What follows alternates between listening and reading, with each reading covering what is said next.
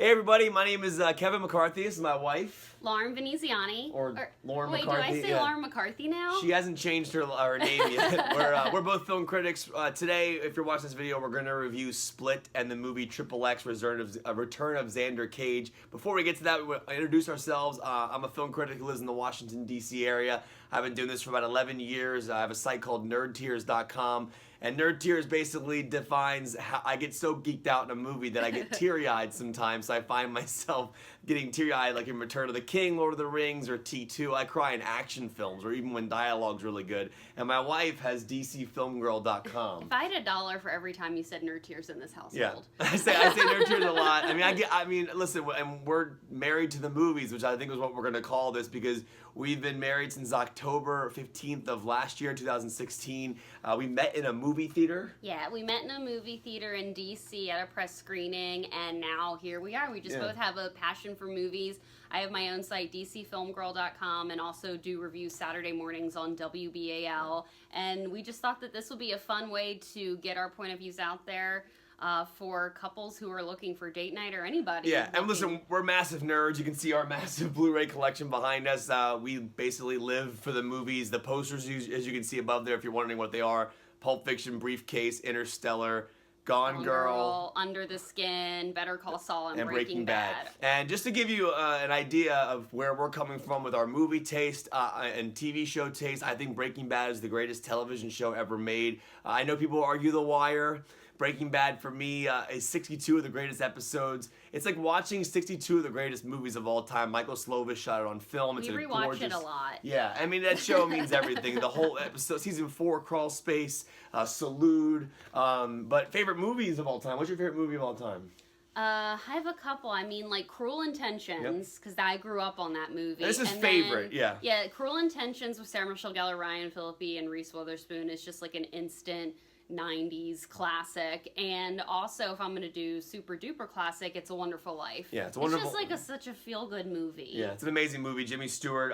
My favorite films of all time are Terminator 2, Judgment Day, True Romance, and then if I had to pick a best film ever made, I'd probably say Godfather Part 2, just because I think it's just a perfect movie. Our wedding was True Romance themed. Yes, yeah, our wedding, yeah. We've been to True Romance festivals, Clarence and Alabama. We've dressed up as them before. It's been a lot of fun. So, all right, before we get to the Split review, which is the new M. Night Shyamalan film, as well as the film XXx, Return of Xander Cage, we're going to briefly, real fast, go over our favorite films of 2016. We're just going to list a couple of them and why we like them. That way you can see kind of where we're coming from and if our taste aligns with you. We do have a dog, by the way. His name is Oscar. He wants to keep getting in the camera. And he's named after the Academy Awards. Good boy. I'll show him off here. Ooh, good boy. For some reason, he knows that when the camera's there. Oh, good boy, buddy. And by the way, I gotta mention our first date. As I mentioned, was our first actual date was a movie. We met we went to Taco Bell, and then we went to see the Act of Valor. Act of Valor, yeah, which was amazing. And I remember Taco Bell specifically. I remember very well because we had Taco Bell at our wedding. We had them deliver 200 tacos. Best to our fast wedding. food restaurant ever. It's the greatest thing ever. I mean, I think I won her over with the Dorito Locos taco. Yes, baby. I really did. Yes. All right. So favorite films of 2016. Why don't you go through a couple of those and why you liked them? I mean, it was definitely a really good year for film. I think a lot of people were saying that it wasn't a great year for film, but I don't really know what they're talking about because I saw so many unique movies. I mean, Nicholas Winding Refn's The Neon Demon. I know you haven't seen that yet, but we both love him. I need to see that. We love Drive. Yeah, Drive. Elle Fanning is amazing in that film, and it's literally like a perfect mix of horror and the fashion genre, which has like never been done before. And Cliff Martinez's music. I mean, he's my favorite composer. Yeah, we fell in love with Drive. Drive was a major film that kind of brought us together. We actually started talking because of Drive. Yes. And I loved Drive. I love Drive. We met on social media. Her dad was watching a show that I'm on here in the Washington, D.C. area, and Drive was like a gigantic film that kind of made us fall in love with each other. So Cliff Martinez, who's an amazing composer, did the music, and Nicholas Winding Refn, as she mentioned, did Neon Demon. Yeah. Which, by the way, and Elle Fanning, and I did an interview with her recently for Live by Night, the Ben Affleck movie, and she mentioned that he was colorblind, that he can only see primary colors. I had no idea. Which is amazing to me because his films are so vibrant. Yeah. But I need to look that up specifically, but I believe he can only see certain colors. Yeah, and I mean, I would definitely, I know The Neon Demon is currently streaming on Amazon Prime right now, so if you're looking for completely different type of movie. That one's good. And I know we both enjoyed Hacksaw Ridge. Yeah, that was amazing. I love Andrew Garfield. Yeah. We recently saw him in Martin Scorsese's Silence, which not a lot of people saw, unfortunately, and he was excellent in that too. Silence is amazing, by the way. Silence is amazing, but Andrew Garfield in Hacksaw Ridge is so good, and like I think he gives like the best male performance of the year. I really liked all of the religious related elements in Hacksaw Ridge, and despite what you might personally think about Mel Gibson, I think he's a fantastic director. Yeah. And Vince Vaughn is great in the film. Normally he's a comedic actor. He was great here as his sergeant. Yeah. Hacksaw was really good. Hacksaw was good. And the beauty of Hacksaw Ridge, when you see it, make sure you pay attention to the second half of the film. So Gibson did this thing where he used the score as kind of an operatic element. So in the beginning, the first fight you're watching, in the second half, there's no music. Then the music gets larger and larger as the fights go on. And I thought that was a brilliant way to direct the movie. And I thought Mel Gibson did a phenomenal job. And Andrew Garfield is amazing in that. But we mentioned Silence. Silence, again, that's a Scorsese film, but that to me just shows the full range of one of the greatest filmmakers of all time. How do you direct The Wolf of Wall Street, Hugo, Silence, Goodfellas, Taxi Driver? He's extremely versatile. A lot more versatile, I think, than people might give him credit for. Yeah, he's amazing. Our dog's over here. My number one, the camera moved, that was our dog, Oscar. Yeah. My number one of the year was Deadpool. And listen, I understand Deadpool doesn't really fit into the category of an Oscar type of movie. I mean, on my list as well, I had Moonlight, which I absolutely loved, and Arrival, which is still blowing my mind. Moonlight are great. Yeah. Arrival, that ending, I saw that movie 3 months ago, and Denis Villeneuve, who's one of the greatest filmmakers working today, I love Enemy and Sicario, but I mean, I don't, and Prisoners. I mean, like the director Denis has not made a bad movie. I was the one that showed you Enemy for the first time with Jake Gyllenhaal, which I would also highly recommend. But Arrival is just one of those sci-fi films that is not your typical sci-fi film and has just a lot of underlying elements throughout the film that connect it to the audience on a deeper level. It's shot so well. Best score of the year. I don't want to give anything away, but like it's so good, and like Amy Adams, it's easily one of the best performances of the year and of her career. Best score of the year as well. Deadpool was my number one. I thought Deadpool was amazing. The story behind the movie was amazing as well. I thought the jokes in the film were incredible. I mean, we've honestly talked about Deadpool more than any other movie this year. I've seen Deadpool 7 or 8 times, or 9 times. Yeah. All right, let's move on to the new films. But also last year, Nocturnal Animals was excellent, directed by Tom Ford, another Amy Adams film. Aaron Taylor Johnson just won the Golden Globe for that, which I was pleasantly surprised by. And Sing Street. On Netflix. Yeah, Sing Street's on Netflix. Gotta see that. Moonlight, as I mentioned. I was also a Batman vs Superman fan. I'm sure people are gonna hate me for saying that. And you're completely forgetting my favorite, La La Land. La La Land was incredible. But I mean, I love Deadpool too. But like Deadpool was my number 3 of last year. Like, and I think like it's the most like rewatchable. But La La Land is just.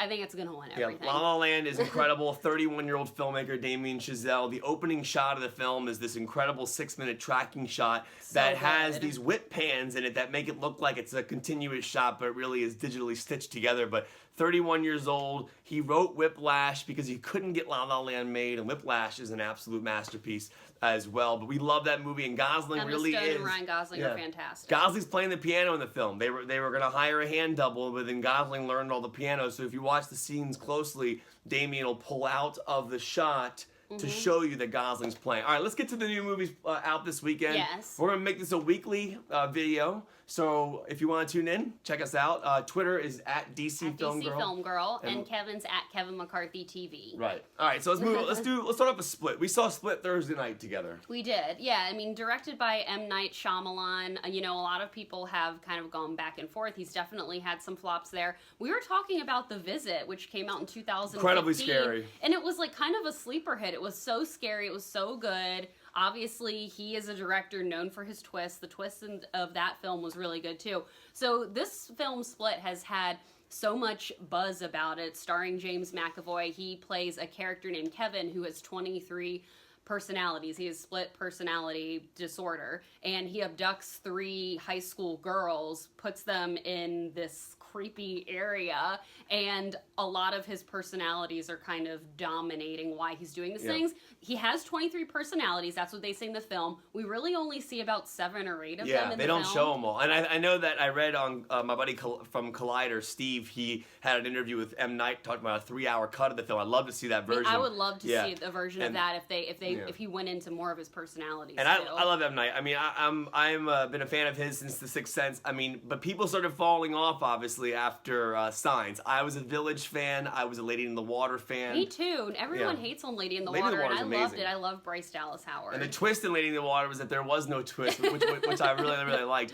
But The Sixth Sense is a masterpiece, and we just recently rewatched Unbreakable last night because that film is just beautifully shot. We were in an M. Night mood. Yeah, James Newton Howard's score is incredible. Split to me though is just a showcase for McAvoy as one of the greatest actors working today. And I really mean that because I mean you look at things that he's done. Atonement was amazing. The huge Atonement. Tracking shot in Atonement on the beach. Can we watch that again soon? Yeah. Date night? Yeah, you definitely can. But the beach tracking shot in Atonement is just incredible. But he really does shine here. There are some problems I have with the movie. I thought some of the actresses that were cast in the roles of the kidnappees, I thought they were a little bit weak at times. I think it's because like they weren't really given as much. I mean, Anya Taylor-Joy, she was amazing from The Witch. She's the lead girl. Yeah, from The Witch. She was great. And The Witch also came last year. That was in my honorable mention. She's great.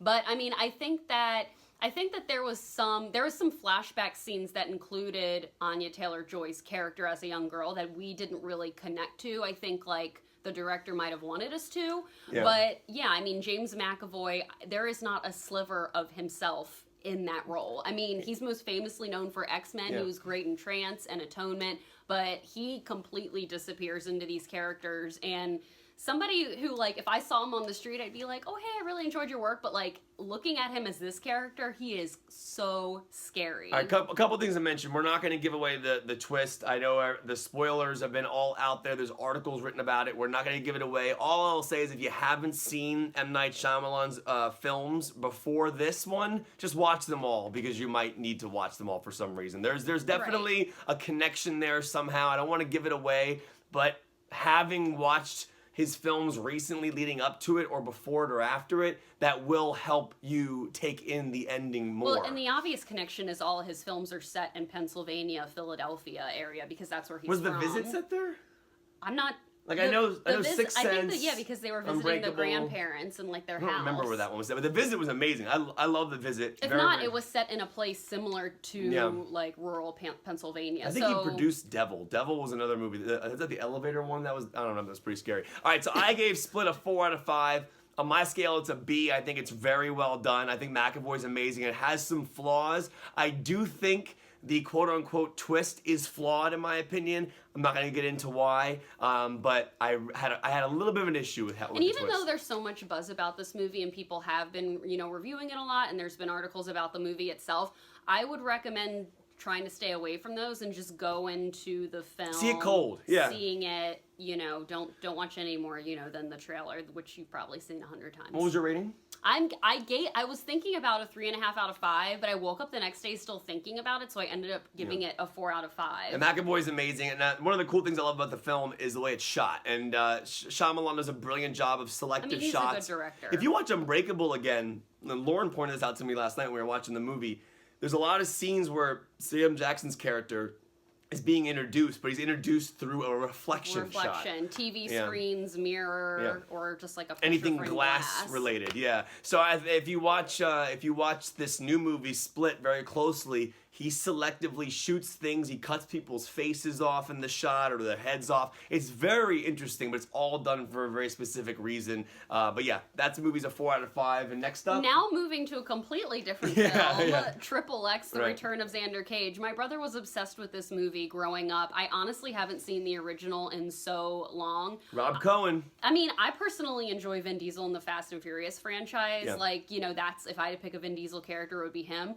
I mean, we just saw this today in IMAX 3D, just kind of randomly. It was fun. And it was fun, and it had so much girl power scenes in it. She Ruby loved Rose, that. Nina Dobrev. I was really surprised with how much they included the female counterparts in they there were as on actual, equal playing field, which is awesome because we both big are very strong characters. advocates of female action leads, and I think there needs to be much more of them in movies today. I'm hoping that happens more and more and more because I just love watching men and women on equal playing fields and action scenes. Like Mission Impossible, Rogue Nation's my favorite Mission Impossible by far Rebecca Ferguson was on equal playing ground with Tom Cruise, and nobody really knew who she was beforehand. In this movie, the female leads are like they're right there with Vin Diesel. They're all on even playing guys, and honestly, there are some scenes where I think the female leads are more epic than the male leads. They were so good. Ruby Rose was awesome. great. All right, so one of the things I love about this movie is the consistency of the action. The action scenes are absolutely incredible.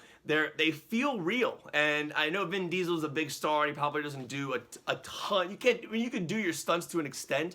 But there are shots where it looks like it's really him doing these things. I have no idea if he did, but Rob Cohen directed the first one, who did the first Fast and Furious. I'm obsessed with the Fast and Furious franchise. I think Fast 1, Fast 4, 5, 6, and 7 were all amazing. I think they should have stopped after 7, but we'll see. 8 could be cool, but I love this type of movie. I grew up a big Arnold fan, so I love just a goofy over the top action movie. You know what I mean? The action sequences were really fun, and I mean it's just like a total guilty pleasure, high octane action type film. Yeah, it's ridiculous. I mean, there's horrible dialogue. There's some cheesy one-liners. But Donnie Yen, who was in Rogue One, he was awesome. He is phenomenal. Every action scene that he's in, he's incredible. I just love watching him on screen. He has charisma. He's amazing in the film. He was one of my favorite parts of Rogue One, but he really, really steps it up here in the action scenes. And Vin Diesel's fantastic. I mean, I think he works in these roles, though I do prefer him in the fast roles. So, listen, I thought it was fun. The IMAX version of it did not fill the full screen. The 3D was whatever. It was cool. It was okay in some parts. But Nina Dobrev, who's most known for the CW's Vampire Diaries, she's not on the show anymore. She's, been trying to get into movies, and she does a great job here. She's kind of like the nerdy... She's cool in the movie, she's kind of like the nerdy girl who's never picked up a gun before, but, super duper smart. Toni Collette is great in the film. Toni Collette was great. Toni Collette, speaking of her, she was in XXx Sense. She was the mother in the XXx Sense. Oh, yeah. She's so great. But the movie, it's fun. If you're looking for just a goofy, fun, mindless action movie, I definitely recommend it just honestly, for the action if it wasn't parts. for the great girl power scenes, which there are a lot, especially towards the end, I probably wouldn't have liked it as much as I did, but I really appreciate the director putting those scenes up against Vin Diesel scenes as well to kind of balance it out for the audience. All right, so I gave it a 3.5 out of 5. On my scale, that means check out a matinee. We saw it for the cheapest morning show price ticket. I don't really recommend the IMAX 3D. I think the IMAX 3D is not really that worth it. It's probably good in a Dolby Cinema. Just see it in a 2D. Save yourself that maybe $6 or so to see it. And I'd give it a 3 out of 5. I know that doesn't sound too hot, but I mean, I did like a lot of it, and the action scenes were good. It's just not. It just was, I mean, if I had to pick and choose a type of movie to watch like that, it would be the Fast and Furious movies, but I liked the girl power in it. Cool. All right, well, we'll be back next week. We're going to review the next week releases as well. I cannot wait to talk about some of the films opening up this year. We're very, very excited about Logan. 50 Shades Darker. Yeah, she likes that movie. I'm very excited about Logan. Logan looks amazing, R-rated, James Mangold. I mean, Deadpool set the precedent now that R-rated superhero films can be successful. And Alien Covenant. Alien Covenant looks amazing. Catherine Waterston. Ridley Scott's back to direct. That's Sir Ridley Scott. And we'll get into, we'll play around with this. We don't know how these videos work, but I want to talk about some of my favorite movies of all time, and we can break down directors like Sir Ridley Scott and Tony Scott and Tarantino. You don't know how the videos work? No, I don't know. I want to get into my taste. I don't know. I don't know if anyone's actually going to watch this, but thank you for watching if you did watch it, and we'll be back next week. And I love my wife, and this is cool. This is Married to the Movies. Married to the Movies, guest starring Oscar. Yeah. Bye, guys. Bye.